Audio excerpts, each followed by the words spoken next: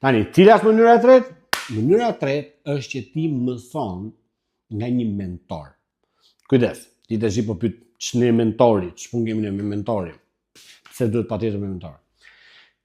Mbamën diçka, shkruaje. Ti nuk e shikon dot etiketën tënde kur je brenda kavanozit. Je shumë afër problemit, je i lidhur emocionalisht me problemin dhe ti nuk ke objektivitet. Nëse mund t'jap një shembull, kirurgët, doktorët e mëdhenj, nuk mund të bëjnë dot operacion një familjarin e tyre. Ata nuk mund ta bëjnë dot operacion vetë në vetë, pas familjarët e tyre. Pse? Sepse janë shumë afër problemit dhe nuk mundet dot ta shohin me objektivitet. Dhe është ndaluar në mjekësi që ti të bësh operacion familjarin tënd. Je shumë i lidhur emocionalisht me problemin dhe me gjërat. Ti nuk mundet dot ta bësh këtë gjë. Ama, pra, nëse ti je brenda kavanozit, je i lidhur, ti nuk mund ta korrigjosh dot veten. Pse? Sepse ti nuk di atë që nuk di. Ti duhet të mësosh të bëhesh mjeshtër. Dhe kujdes, përkufizimi i mjeshtrisë është mjeshtria është aftësia për të ekzekutuar një veprim pa pasur nevojë për përpjekje të vetëdijshme. Okej? Mendo pak për Mesin në futboll. Ai nuk mendon më me vetdije se çfarë lëvizje bën. Shiko tash. Ta marr topin me krahun e djathtë, me këmbën e djathtë. Do t'i bëj një finte, do t'i bëj një trik te këmba e majt, pastaj do bëj sikur, pastaj do e kaloj tek e djatha, do shoh por bam do bëj gol. No, kjo nuk funksionon me vetdije. Ai e ka praktikuar aq shumë sa çdo veprim është bërë instinktiv, i rrjedhshëm, pa përpjekje mendore të vetëdijshme. Ai nuk ka vetdije teknike. Kjo është mjeshtria. Kur teknika, përvoja dhe përqendrimi bashkohen në një mënyrë që mendja të mos ndërhyjë më. Pra ti fillimisht e brendon veprimin me mendje, e bën me trup dhe në fund bëhesh vetë veprimi. Tani si funksionon kjo në closer, në biznesin tënd. Një closer high-ticket nuk mendon më se çfarë duhet të them tani.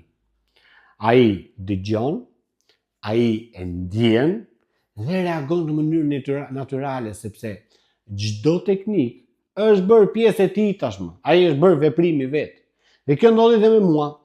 Kur takova të mentorin e biznesit, më tha: "Eri, nuk mësohet bicikleta duke parë të tjerët si japin bicikletës. Ti nuk je aq i mirë se sa mendon. Je më i mirë." Dhe ai pati besim tek mua më shumë se sa unë kisha tek vetja ime. Sepse pikërisht kjo është puna e mentorit. Të besoj tek ty më shumë se sa ti beson tek vetja jote. Pse? Sepse ti nuk e lexon dot etiketën pra. Nuk e lexon dot etiketën tënde kur je brenda kavanozit. Je shumë afër problemit. Nuk ke objektivitet.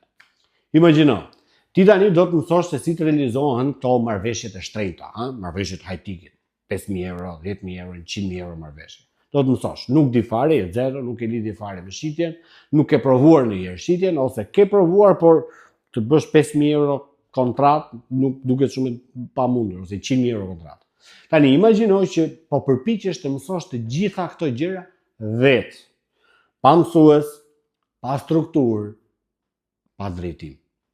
Sa kohë do të merrte të mësoje të gjitha këto gjëra vetë? Sa vite do të merrte të mësoje të gjitha këto gjëra vetë, që do të nevojiteshin nga tani këtë që unë kam mësuar prej vitesh duke humbur shumë para? Mbamën diçka që të thash.